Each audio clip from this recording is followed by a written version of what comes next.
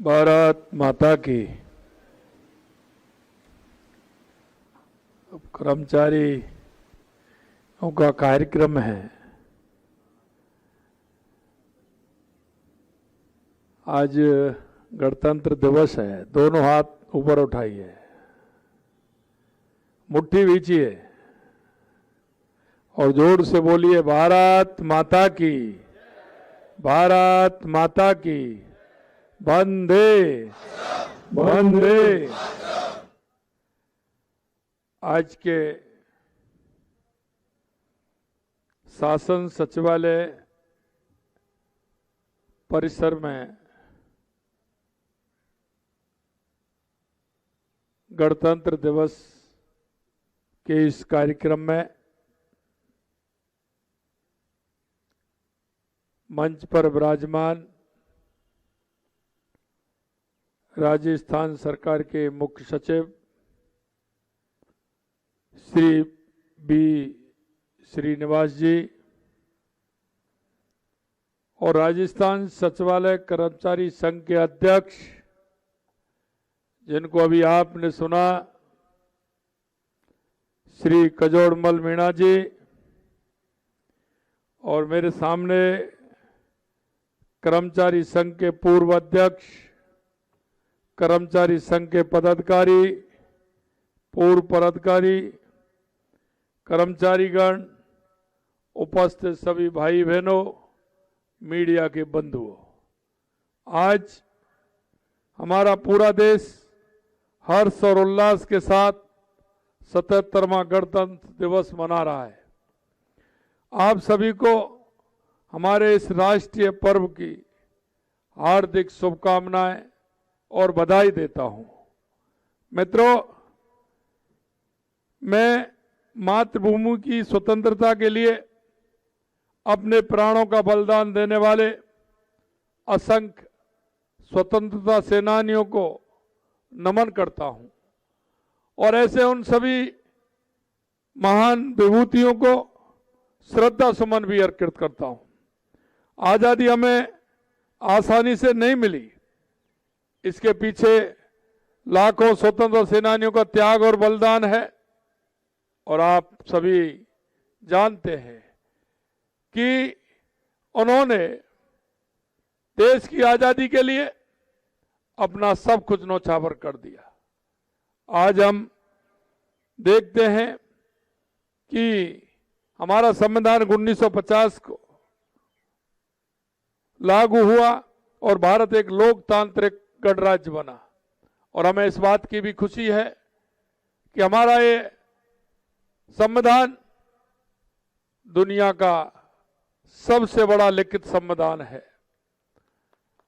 और मैं बाबा साहब भीमराव अंबेडकर एवं संविधान निर्माताओं को, मैं उनको भी श्रद्धा सुमन अर्पित करता हूं कि उन्होंने इस संविधान को जिस खूबी के साथ मनाया, निश्चित रूप से आप हम सब आज उसकी पालना करते हुए हमारा देश आगे बढ़ रहा है। देश के यशस्वी प्रधानमंत्री नरेंद्र मोदी जी के नेतृत्व में, उनके मार्गदर्शन में हमारी डबल इंजन की सरकार, जैसा माननीय प्रधानमंत्री जी कहते हैं, युवा, महिला, गरीब, किसान, मजदूर, हम इन सभी को साथ लेकर के चलते हैं। और आप देख रहे हैं लगातार हमारी सरकार भी काम कर रही है, चाहे वो गरीब कल्याण की योजनाएं हो, चाहे विकास की योजनाएं हो, चाहे महिला उत्थान के लिए और सशक्तिकरण के लिए काम हो, या युवा वर्ग के उत्थान के लिए काम हो। निश्चित रूप से हमारी सरकार लगातार काम कर रही है। देश के यशस्वी प्रधानमंत्री नरेंद्र मोदी जी के नेतृत्व में देश आगे बढ़ रहा है।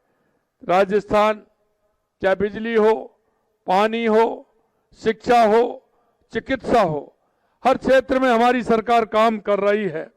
और मैं आपसे कहना चाहता हूं, अभी कजोड़मल जी कह रहे थे, क्योंकि हमारे इस देश का या प्रदेश का भविष्य हमारा युवा है। अगर युवा हमारा ठीक प्रकार से रहेगा, उसको सशक्त किया जाएगा, उसको आगे बढ़ाया जाएगा, तो हमारा देश भी सशक्त होगा, हमारा प्रदेश भी सशक्त होगा। युवा देश और प्रदेश का भविष्य है, इसलिए युवाओं को शिक्षण, प्रशिक्षण, रोजगार के भरपूर अवसर उपलब्ध कराए जा रहे हैं। मैं आपको बताना चाहता हूं कि हमारी सरकार अब तक 1 लाख से अधिक पदों पर राजकीय नियुक्ति दे दी गई है। 1,54,000 से अधिक पदों पर भर्ती प्रक्रियाधीन है और इस साल 1 लाख पदों की भर्तियों का कैलेंडर भी जारी कर दिया है। इस तरह से हम भर्तियों के 3.5 लाख के आंकड़े को पार कर चुके हैं। मुझे पूरा विश्वास है कि हमने 5 साल में 4 लाख सरकारी नौकरियों का वायदा किया। मैं आपको विश्वास दिलाता हूं उससे ज्यादा सरकारी नौकरियां हम दे करके रहेंगे, ये भी मैं कहना चाहता हूं। हमने निजी क्षेत्र में लगभग 2.5 लाख युवाओं को रोजगार उपलब्ध कराया है और आपने देखा है पहली साल में ही हमने राइजिंग राजस्थान किया। उस राइजिंग राजस्थान के माध्यम से 8 लाख करोड़ से ऊपर के काम जमीन पर आ गए और हम आपको विश्वास दिलाना चाहते हैं कि लगातार हमारा प्रदेश उद्योग में, सोलर में, माइनिंग में, हर चीज में आगे बढ़ रहा है। आपको यह भी पता है कि जो 8 लाख करोड़ के एमओयू आएंगे, निश्चित रूप से हमारे युवाओं को मौका मिलेगा। और मैं तो ये कहना चाहता हूं कि जो युवा सरकारी नौकरी पाना चाहते हैं वो तो पाना चाहते हैं, वो पाएंगे, लेकिन मैं मेरे युवाओं से आह्वान करना चाहता हूं कि आप नौकरी लेने वाले नहीं, आप नौकरी देने वाले बनिए। हम राजस्थान के हर क्षेत्र में जहां आवश्यकता है उसको निश्चित रूप से हम पूरा करेंगे। हमने 71 नए राजकीय महाविद्यालय की स्थापना की है। हमने युवाओं के सर्वांगीण विकास के लिए राजस्थान युवा नीति, रोजगार नीति लागू की है। हम चाहते हैं कि प्रदेश का युवा रोजगार चाहने वाला नहीं बल्कि देने वाला बने। इसके लिए मुख्यमंत्री युवा स्वरोजगार योजना की भी शुरुआत की है।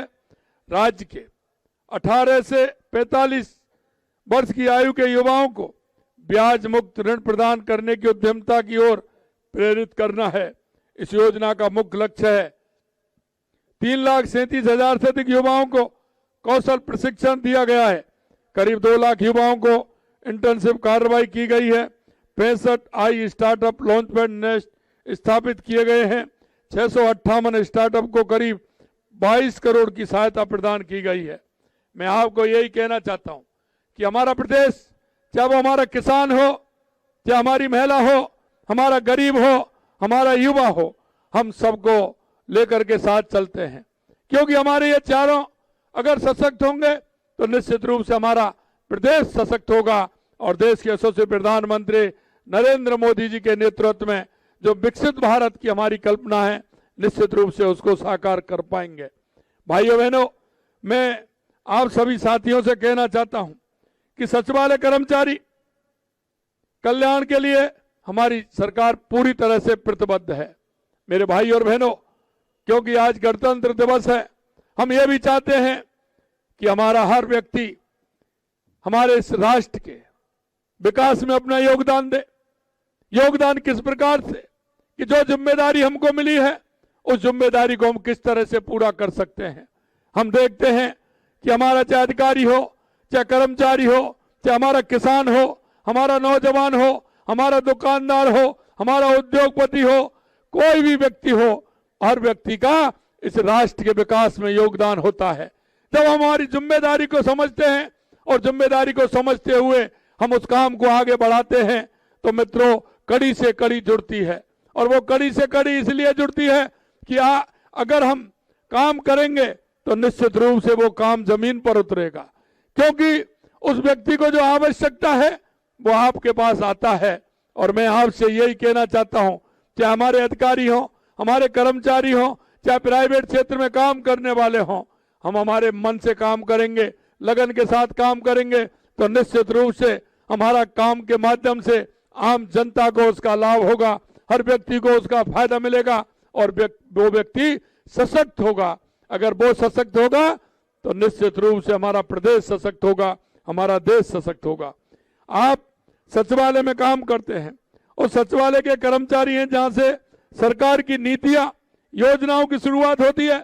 प्रशासन का शीर्ष संस्था होने के नाते सचिवालय कर्मचारियों का विशेष दायित्व बनता है कि वे राज्य सरकार की कार्य योजना को त्वरित गति से जनता तक पहुंचाएं ताकि उनको योजनाओं का समुचित लाभ मिल सके।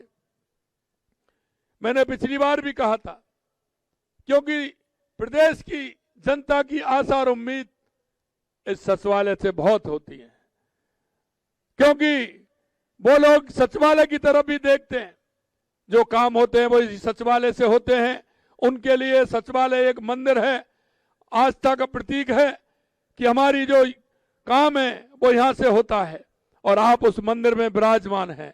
मैं आपसे कहना चाहता हूं, इस मंदिर को किस प्रकार से हम उस आम जन को लाभ देने का काम कर सकते हैं। मेरे भाई और बहनों, मैं इतना कहना चाहता हूं, जो आशा और उम्मीदों पर हम काम करते हैं तो जनता की उम्मीदें भी बढ़ती हैं। हम जानते हैं कि जनता की उम्मीद उसी से बढ़ती है जो करने वाला होता है। आप इस सचिवालय में बैठ करके काम करने वाले हो, इसलिए जनता की बहुत बड़ी आस आपसे है। और मैं ये भी कहना चाहता हूं कि आपकी आस निश्चित रूप से सरकार से है। मैं ये भी आपको कहना चाहता हूं कि हमारी सरकार आपकी हर बात को निश्चित रूप से उस पर ध्यान करते हुए हम कोशिश करेंगे कि उसको किस तरह से पूरा करें, क्योंकि आप हमारे परिवार के हो, आप हमारी सरकार के हिस्सा हो, आप वो लोग हो जो सरकार की योजनाओं को आगे बढ़ाने का काम करते हैं। मैं आपको यही विश्वास दिलाता हूं कि आप निश्चित रूप से शासन सचिवालय में रिक्त लिपिक ग्रेड द्वितीय के 584 एवं शीघ्र लिपिक के 194 पदों पर भर्ती के क्रम में 557 अभ्यर्थियों ने लिपिक ग्रेड द्वितीय के पद पर कार्य ग्रहण कर लिया है। शेष पदों पर नियुक्ति प्रक्रियाधीन है। शीघ्र लिपिक भर्ती परीक्षा 2024 का परिणाम जारी किया जा चुका है। ये दस्तावेज सत्यापन की कार्रवाई की प्रक्रियाधीन में है। राजस्थान मृत सरकारी कर्मचारियों के आश्रितों को अनुकंपा नियुक्ति के 73 प्रकरणों में शिथिलता प्रदान किया गया है। कार्मिक विभाग द्वारा विभागीय सेवा नियमों एवं विविध सेवा नियमों में संशोधन की 14 अधिसूचनाएं पर पत्र जारी किए गए हैं। राजस्थान मृत सरकारी कर्मचारियों के आश्रितों को अनुकंपा नियुक्ति में टंकण परीक्षा में शामिल होने हेतु 2 अतिरिक्त अवसर प्रदान किए गए हैं। राजस्थान मृत सरकारी कर्मचारियों के आश्रितों के लिए आवेदन करने की समय सीमा 90 दिन से बढ़ा करके 180 दिन कर दी गई है, जिससे उनको किसी भी तरह की परेशानी नहीं हो। इससे मृतक कार्मिकों के आश्रितों को आवेदन करने के लिए पर्याप्त समय मिल सकेगा। प्रतीक्षा सूची की वैधता अवधि 6 माह से बढ़ा करके 1 वर्ष की है। कर्मचारियों के हितों को ध्यान में रखते हुए समय समय पर सरकार सकारात्मक कदम उठाएगी। आपके कैडर संबंधी समस्याओं और विसंगतियों के समाधान के लिए मुख्य सचिव की अध्यक्षता में एक कमेटी बना दी जाएगी और विसंगतियों का समाधान किया जाएगा। इसी प्रकार आपके कार्य कुशलता और दक्षता को बढ़ाने के लिए सचिव कार्मिक की अध्यक्षता में भी एक कमेटी का गठन किया जाएगा, जो कार्य संबंधी सुविधाओं के बारे में अनुशंसा करेगी। मित्रों, आज गणतंत्र दिवस के इस गौरवशाली अवसर पर उपलब्धियों पर गर्व करने के साथ ही हमें नए संकल्पों को साथ आगे बढ़ना है। आइए हम सब मिलकर ये प्रण लें कि भारत को विकसित, आत्मनिर्भर और विश्व में अग्रणी राष्ट्र बनाने में हम सबका योगदान हो। हम अपने देश की एकता और अखंडता की रक्षा करेंगे, स्वच्छता, शिक्षा, पर्यावरण संरक्षण को बढ़ावा देंगे, समाज में भाईचारा, प्रेम और सद्भाव बनाए रखेंगे। सभी को मैं इसी आशा और विश्वास के साथ कि आप निश्चित रूप से जो जनता की इच्छा और अपेक्षा आपसे और सचिवालय से है, निश्चित रूप से सरकार और आप हम सब मिलकर के उसको पूरा करेंगे। आप निश्चिंत रहिए। हम कहते हैं कि राजस्थान की जनता के लिए, चाहे हमारा युवा हो, महिला हो, किसान हो, मजदूर हो, हमारा कर्मचारी हो, सबको साथ लेकर के हम चलेंगे और सबको साथ लेकर के हम उनकी मूलभूत सुविधाएं और उनकी समस्या का समाधान करने का पूरा प्रयास करेंगे। आप सभी को मैं बहुत बहुत शुभकामनाएं देता हूं कि आप ये कार्यक्रम हमेशा इस तरह से करते हैं। ये बहुत अच्छी बात है कि हमारे सचिवालय के सभी कर्मचारी उसमें उपस्थित होते हैं। मैं यही कहूंगा कि आप जिस आशा और उम्मीद के साथ राजस्थान की जनता को जो आपसे है उसके अनुरूप आप काम करेंगे। पुनः मैं गणतंत्र दिवस की आप सभी को पुनः बहुत बहुत शुभकामनाएं देता हूं। बहुत बहुत शुभकामनाएं। जय हिंद, जय भारत, जय राजस्थान। गणतंत्र की इस पावन बेला में माननीय मुख्यमंत्री जी के ओजस्वी, दूरदर्शी एवं राष्ट्रप्रेरक उद्बोधन ने हम सबके हृदय में देशभक्ति की